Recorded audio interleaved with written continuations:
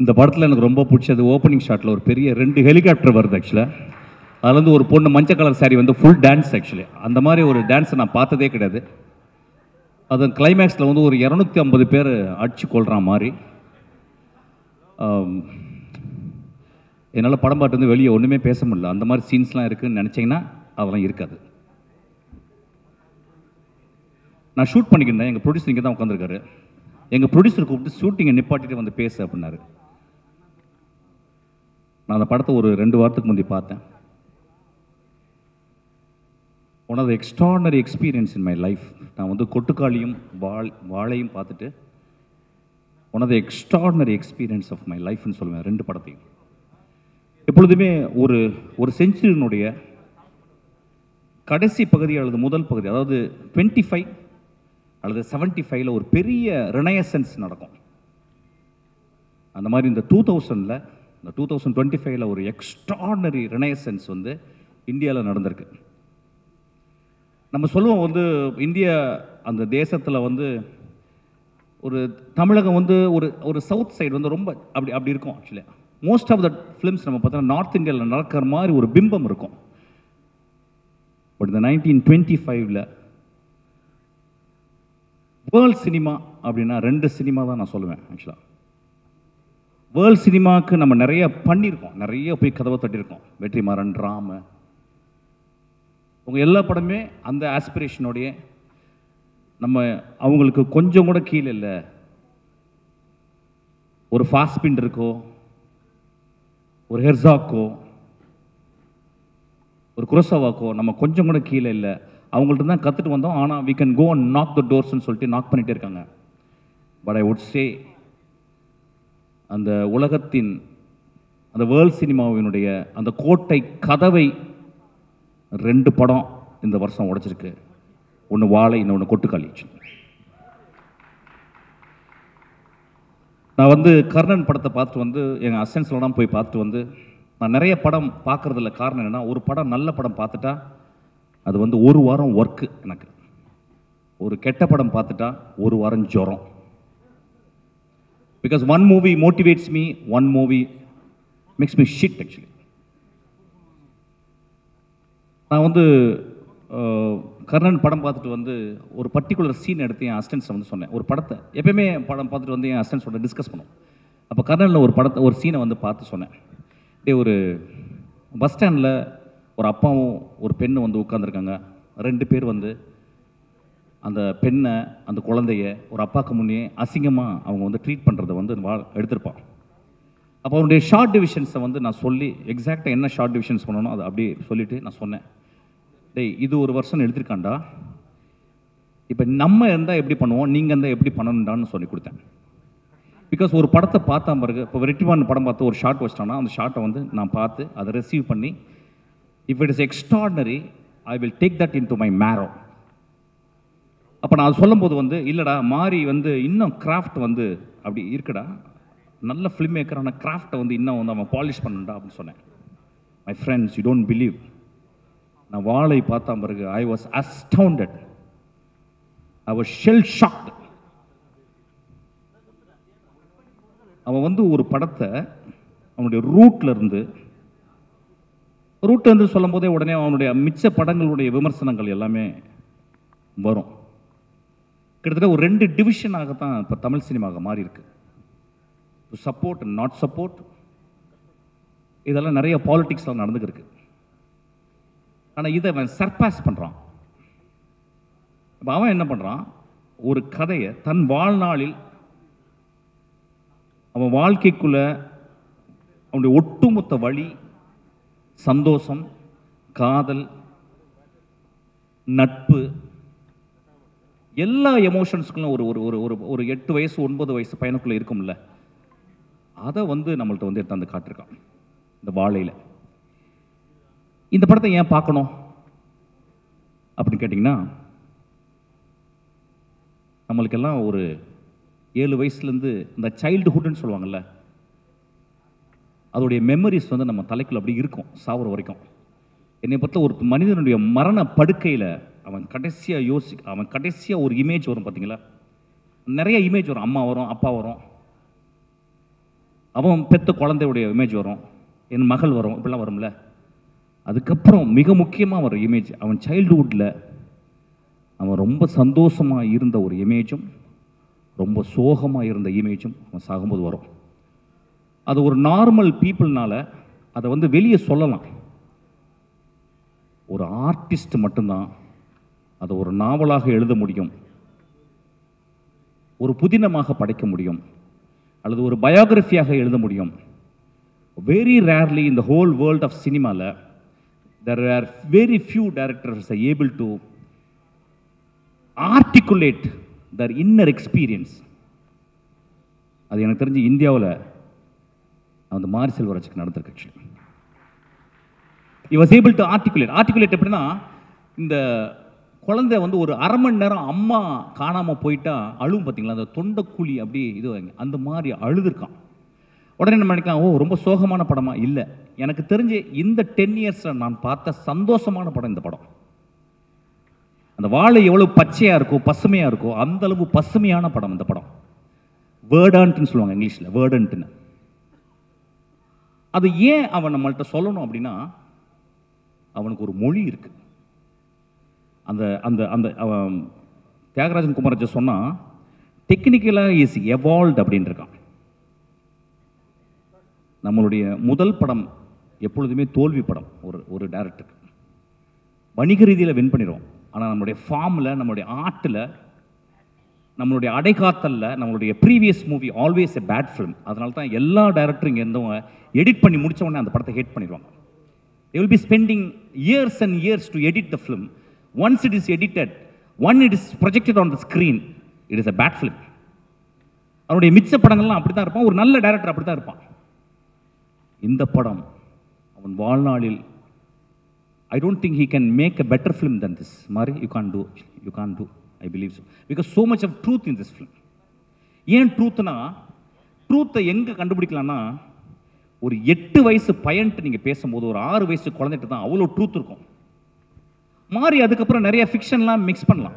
ஆனால் இந்த படத்தில் கிட்டத்தட்ட வந்து ஒரு தாய்ப்பால் போல வந்து அவன் வந்து இந்த படத்தை சொல்லியிருக்கான். இந்த படத்தில் நான் வந்து ஃபார்முக்கு இந்த படம் வந்து ரொம்ப முக்கியன்றேன். நான் என்ன சொல்ல வந்தேன்னா, அவன் பார்த்த வாழ்க்கையை, மறக்க முடியாத வாழ்க்கையை, நிறுத்தவே முடியாத அந்த அழுகையை, நிப்பாட்டவே முடியாத அவன் புன்னகையை இந்த படத்தில் அப்படியே உறைஞ்சு போய் வச்சிருக்கான். அப்படி எனக்கு தெரிஞ்சு இந்த ஃபார்ம் அந்த படத்தில் வந்து அவன் போயிட்டு கேரக்டரில் நடக்க சொல்லிட்டு அவன் போய் நின்று பார்த்துருக்கான்.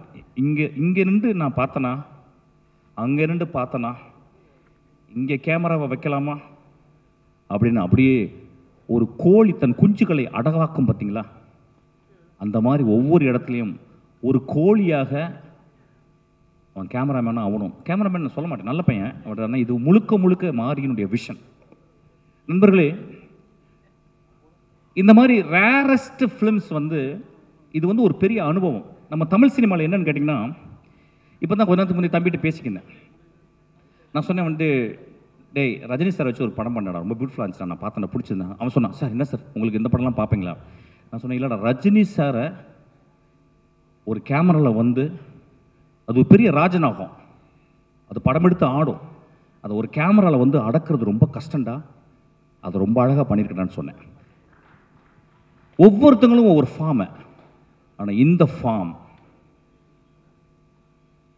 ஃபார்ம் இந்தியாவின் மிக முக்கியமான, நான் சொல்லுவேன், குருசவா சொல்றாரு, if you want to understand India you must see Pather பஞ்சாலின்னு சொல்லுவார். And I would say, if you want to understand Tamil Nadu, please watch Vaazhai.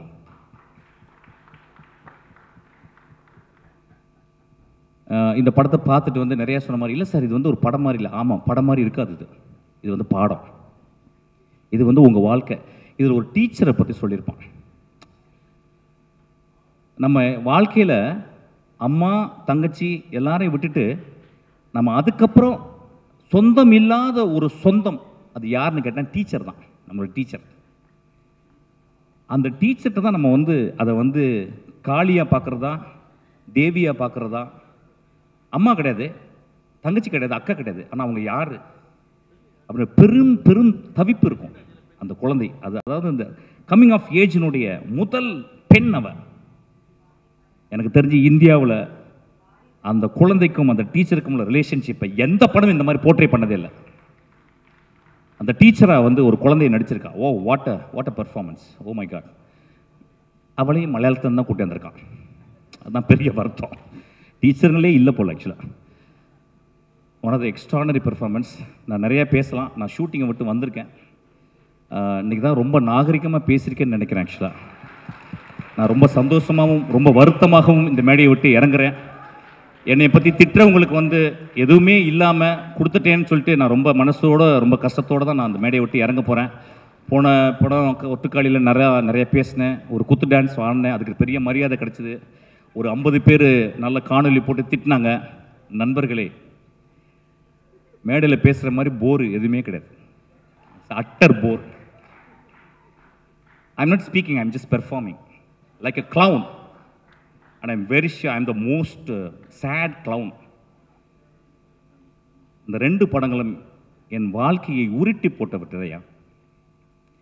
இந்த 2 படங்களும் என் நாக்கை அப்படியே ஒரு முடிச்சு போட்டுருச்சு என் நாக்கில். எனக்கு பேச முடியல. அப்போ நாங்கள் பேசும்போது அடுத்த வார்த்தை என்ன தெரியக்கூடாதுன்னு நான் பேச ஆசைப்படுறேன். ஏன்னா நான் அடுத்த வார்த்தை தெரிஞ்சிச்சுன்னா நான் நல்லா பேசுனேன்னா, வெற்றிமாறன் நல்லா பேசுனானா, ராம் நல்லா பேசுனான்னு இப்படி ஆகிடும். அதனால நான் கெட்ட வார்த்தைகள் பேசுறதையும் தயவுசெய்து பொறுத்துக்கங்கன்னு சொல்ல வரேன். ஒரு பெண்ணை பார்த்து நீ நல்லா இருக்கமா, அழகா இருக்கமா சொன்னா அடிங்க என்ன மாதிரி இருக்குடி அப்படின்னு சொன்னாதான் அவள் அழகு. அப்படி சொல்ல விடுங்க. இன்னைக்கு ரொம்ப வருத்தத்தோடு நான் மேடையை விட்டு இறங்குறேன். நான் எதுவுமே பேசலை. Please watch this movie, please bloody watch this movie. It is going to transport you to some other level. ஒரு குரோசவாவையும் ஒரு பிரஸ்தானையும் நான் கண்டுபிடிச்சிக்கன்னு தான் சொல்லுவேன். நான் மாரி செல்வராஜையும் கொட்டுக்காளியினுடைய டைரக்டர் வினோத் ராஜையும் என்னுடைய ஆதர்சமான என்னுடைய நண்பர்கள். இந்தியாவின் மிகச்சிறந்த டைரக்டர், உலகத்தின் மிகச்சிறந்த டைரக்டர் நான் பார்க்குறது வந்து வெற்றிமாறன், ராம், என் குழந்தை பேர் டக்குன்னு வரலடா, எமோஷனல் தியாகராஜன் குமார்ராஜா. உடனே எழுதுவாங்க தண்ணி போட்டாருப்பாங்க. நான் தண்ணி போட்டு ரொம்ப நாள் ஆச்சு ஆக்சுவலாக. நான் ஒர்க் அவுட் பண்ணிக்கிறேன், ஒல்லி ஐட்டம் பாருங்கள். ஆக்சுவலாக ஃபஸ்ட்டு 6 பேக்ஸ் உள்ள டேரக்டர் நான் தான் இந்தியாவில். அது இப்போ ரெடி ஆகிட்டு இருக்கேன்.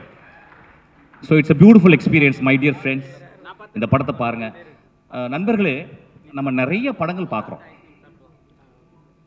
நிறைய படம் பார்க்குறோம். அதாவது வந்து எந்த ரீசனுமே இல்லாமல் ஒரு தேட்டருக்குள்ளே போகிறோம், எந்த ரீசனும் இல்லாமல்.